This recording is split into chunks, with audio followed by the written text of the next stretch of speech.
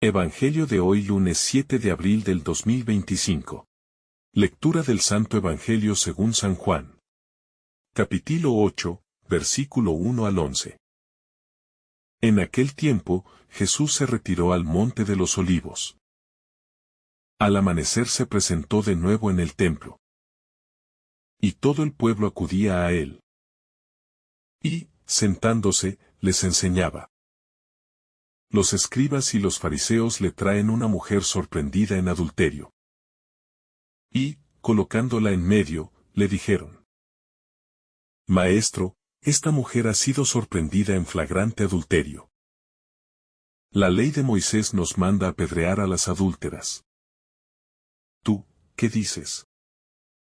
Le preguntaban esto para comprometerlo y poder acusarlo. Pero Jesús, inclinándose, escribía con el dedo en el suelo. Como insistían en preguntarle, se incorporó y les dijo: El que esté sin pecado, que le tire la primera piedra. E inclinándose otra vez, siguió escribiendo. Ellos, al oírlo, se fueron escabullendo uno a uno, empezando por los más viejos. Y quedó solo Jesús, con la mujer en medio, que seguía allí delante.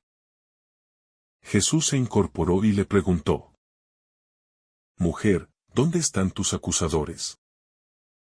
¿Ninguno te ha condenado? Ella contestó: Ninguno, Señor. Jesús dijo: Tampoco yo te condeno. Anda, y en adelante no peques más. Palabra del Señor. Gloria a ti, Señor Jesús. El relato comienza con una imagen serena. Jesús se ha retirado al monte de los olivos, un lugar habitual para su oración, su descanso y su comunión con el Padre. Este detalle, aunque puede parecer menor, es profundamente revelador. El Cristo que más adelante responderá con infinita sabiduría y misericordia no es improvisado ni reactivo. Es alguien que vive enraizado en la oración, alimentado por la intimidad con Dios. La profundidad de su discernimiento no surge de la astucia humana, sino del silencio contemplativo donde se forma el corazón que sabe cuándo hablar, cuándo callar y cómo actuar. Este dato inicial nos invita a examinar si nuestras respuestas ante el pecado del otro nacen del ego herido, o de un alma en sintonía con el corazón del Padre. Jesús baja del monte para encontrarse nuevamente con el pueblo en el templo, el corazón religioso de Israel, y allí enseña. Pero esta escena, que comienza como una jornada cualquiera de instrucción, se verá interrumpida abruptamente por la irrupción de una turba legalista, que arrastra a una mujer atrapada en flagrante pecado. Es una interrupción violenta, no solo por el tono agresivo de los acusadores, sino por la lógica destructiva que la sustenta. Han convertido a un ser humano en objeto de prueba, en un argumento para comprometer a Jesús, en una pieza de ajedrez dentro de su estrategia de poder. Esta escena denuncia una de las formas más terribles de violencia espiritual: usar el dolor del otro como medio para alcanzar un fin personal o ideológico, aun si ese fin es religioso. La mujer es traída no como persona, sino como evidencia. No tiene nombre, no tiene voz, no tiene defensa. Es tratada como culpable desde el inicio, sin oportunidad de redención, sin contexto, sin posibilidad de explicación. Esta violencia simbólica es quizás más dolorosa que el castigo físico que se invoca. Ser reducido a tu peor error. Ser señalado públicamente, ser exhibido sin compasión ni justicia. ¿Cuántas veces nosotros mismos participamos, consciente o inconscientemente, de estos linchamientos morales? La escena nos enfrenta con nuestras propias piedras. No necesariamente hechas de granito, pero sí de juicio, indiferencia y superioridad moral. Los escribas y fariseos apelan a la ley de Moisés, lo cual hace aún más complejo y cruel su gesto. Utilizan lo sagrado para justificar la destrucción. Es el uso perverso de la religión. Citar la ley sin espíritu. Aplicar los mandamientos sin discernimiento. Usar la palabra de Dios para sostener el castigo, no la salvación. Esta instrumentalización de lo divino para aplastar al otro es una constante a lo largo de la historia de la fe. Jesús, en su respuesta, no negará la ley, pero mostrará su cumplimiento más profundo. La misericordia como plenitud de la justicia. Esta escena no enfrenta a Jesús con la ley, sino con su uso desviado y sin amor. La trampa es sofisticada. Si Jesús aprueba la lapidación, traiciona su mensaje de amor. Y se enfrenta al dominio romano que prohíbe aplicar la pena de muerte. Si la impide, se contradice con la Torá y pierde autoridad ante el pueblo. Pero Jesús no responde como esperan. Se agacha y escribe en el suelo. Este gesto, aparentemente insignificante, encierra un misterio profundo. Su silencio no es evasión, sino profundidad. Jesús responde con un gesto que desconcierta, que invita a salir del plano de la lógica inmediata, para entrar en el espacio del alma, de la conciencia. Nos recuerda que no toda provocación merece una reacción impulsiva. A veces, la verdadera respuesta requiere tiempo, escucha, y una conexión con lo que no se ve. ¿Qué escribe Jesús en el suelo? Nadie lo sabe con certeza. Algunos han especulado que anotaba los pecados de los acusadores. Otros piensan que simplemente escribía para ganar tiempo. Pero tal vez lo más importante no es que escribe, sino que elige escribir en la tierra. La tierra es lo efímero, lo que no permanece, lo que puede ser borrado. Jesús nos muestra que incluso lo más grave puede ser reescrito. Que el juicio humano no es definitivo, que lo escrito por el dedo de Dios es amor que transforma, no sentencia que aplasta. La tierra escrita por Jesús es símbolo de una nueva historia que aún puede comenzar. Incluso desde la miseria más absoluta. Luego de escribir, Jesús se incorpora, pero no para juzgar. Lanza una frase que no condena, sino que ilumina. El que esté libre de pecado, que tire la primera piedra. No niega el pecado, no defiende la transgresión, pero expone la hipocresía. Pone un espejo ante cada uno. Esa es la pedagogía del amor. No acusa directamente, pero confronta con la verdad más honda. Con pocas palabras, Jesús desarma la estructura de superioridad moral de los presentes y les devuelve su condición humana. Es una revelación fulminante. Nadie está en posición de juzgar desde la pureza absoluta. El juicio justo solo puede venir del corazón puro.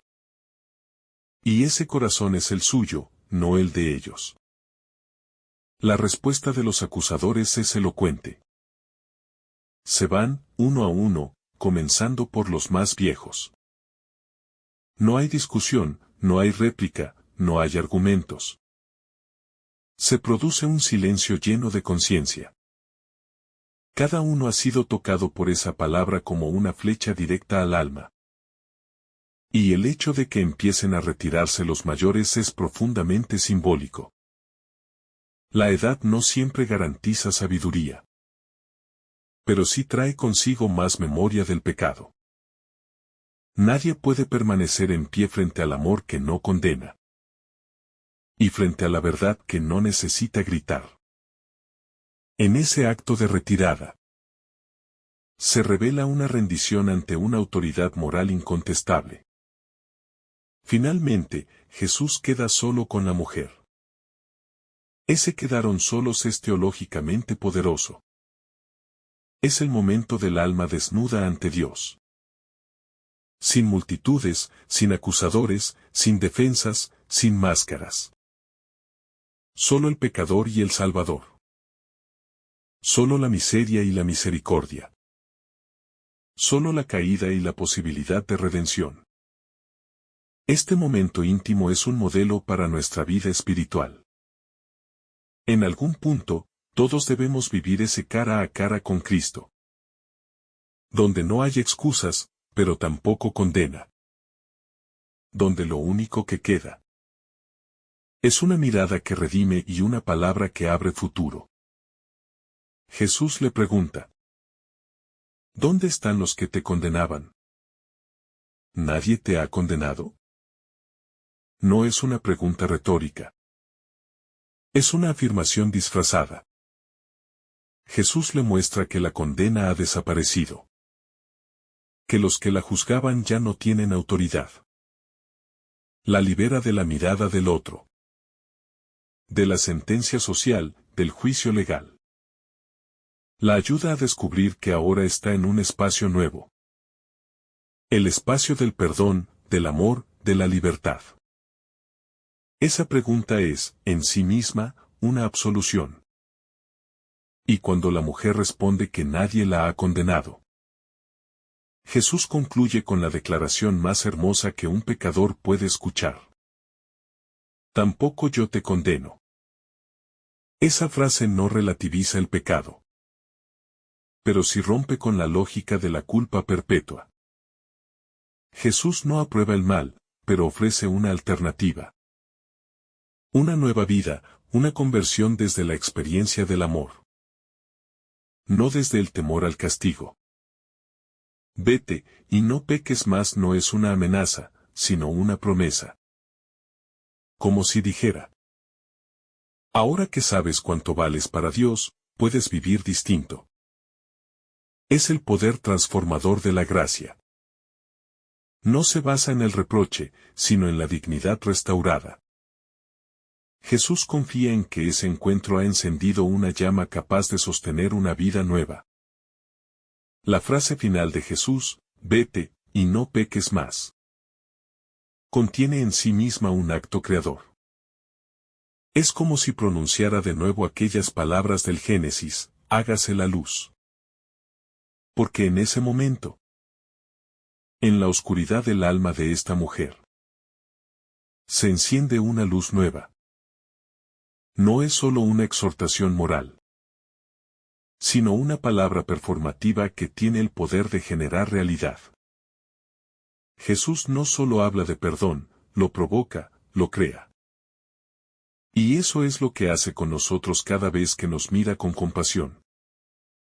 Nos da la posibilidad real de cambiar, no por miedo, sino porque hemos sido tocados por un amor que supera toda lógica humana.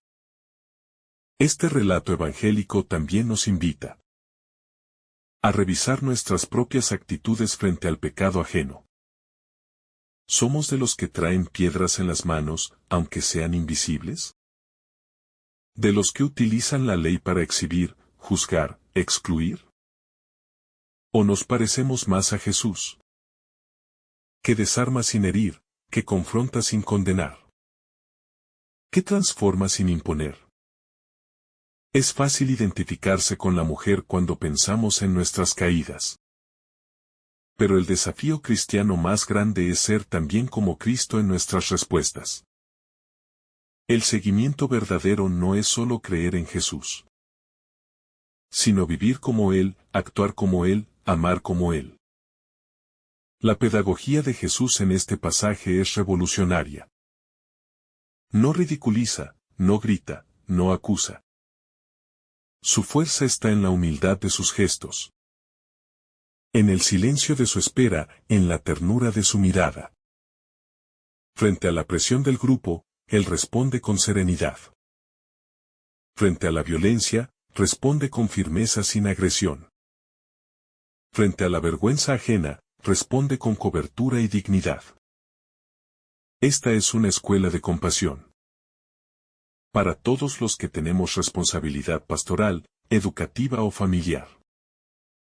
Porque no se trata solo de tener la verdad, sino de saber comunicarla como lo hace el Maestro.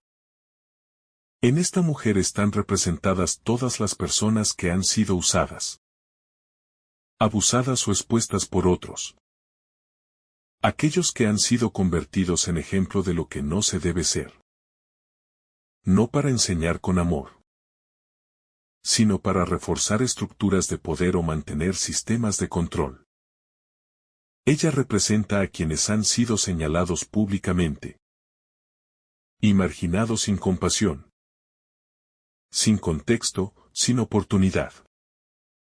Pero también ella es símbolo de todos los que han sido rescatados por la misericordia, de quienes han sido reconstruidos desde la ternura, de los que han sentido en carne viva que el amor de Dios es más fuerte que cualquier juicio humano. Y también están allí los fariseos y escribas, que no son solo personajes del pasado. Ellos representan los mecanismos internos del corazón humano, que se siente autorizado a condenar. Cada vez que nos creemos mejores que otros porque no caímos en lo mismo.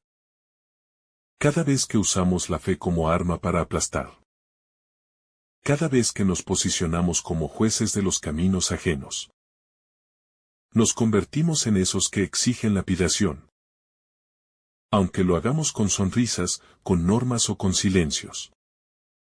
Este pasaje nos pone frente al espejo y nos obliga a preguntarnos: ¿soy portador de piedras o sembrador de gracia?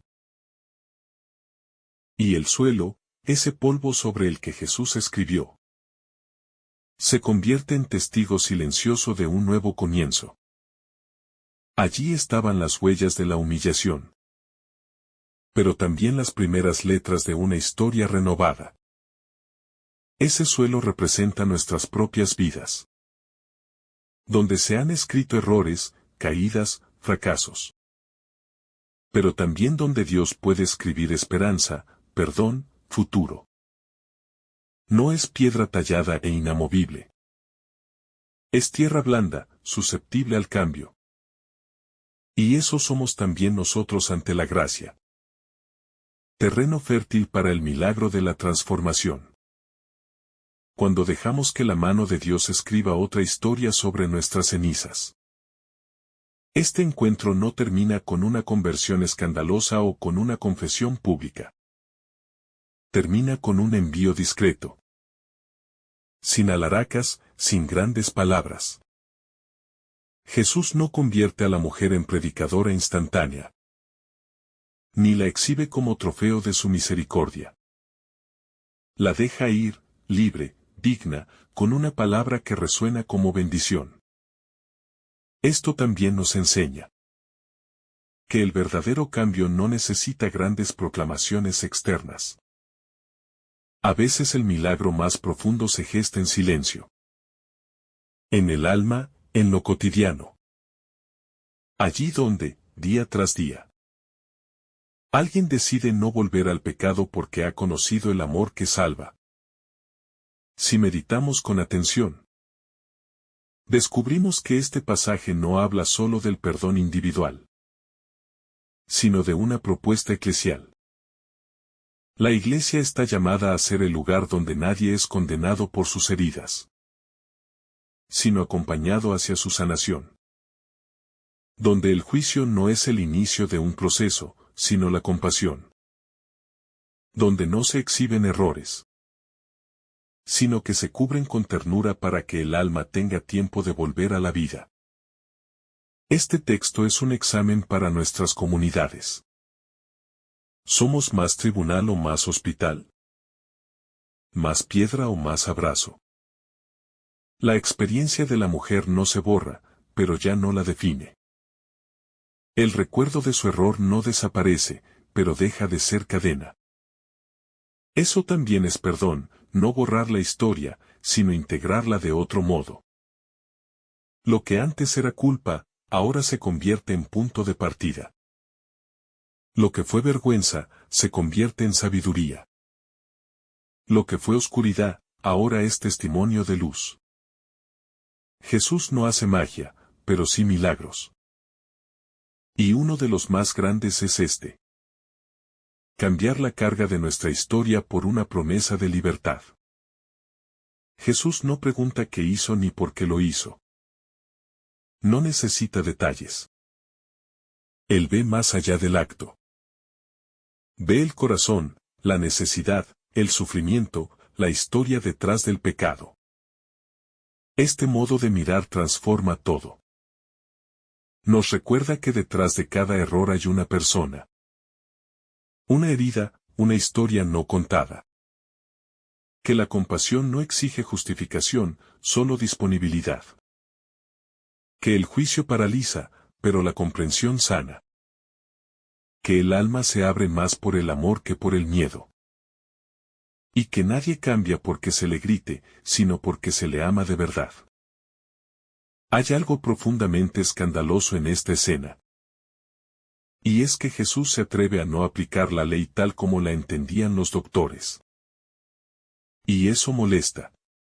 Siempre molestará. Porque el amor que salva, cuando es auténtico, incomoda a los que prefieren mantener el orden por encima de la persona. A los que piensan que es mejor perder una oveja si eso preserva el rebaño. Pero Jesús vino por esa oveja, vino por esa mujer. Vino por cada uno de nosotros. Y no le importa escandalizar si eso significa rescatar a quien estaba por ser destruido.